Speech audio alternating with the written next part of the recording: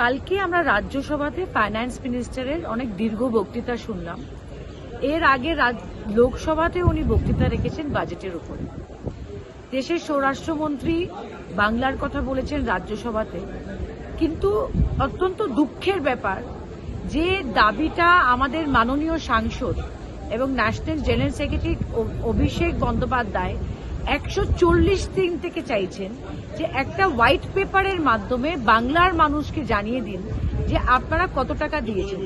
100 days job হোক, আবাস যোজনা হোক, 2021-এর পরে 1 পয়সাও ভারত সরকার বাংলার সরকারকে দেয়নি।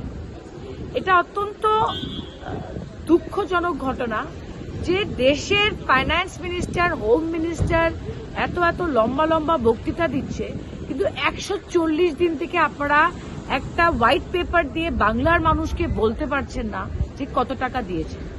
এটা আমরা প্রতিবাদ জানালাম এবং পার্লামেন্টে যদি সত্যি তথ্য রাখতে হয়, white paper is the way, যেটা আমাদের নেতা অভিষেক বন্দ্যোপাধ্যায় বারবার বলছে।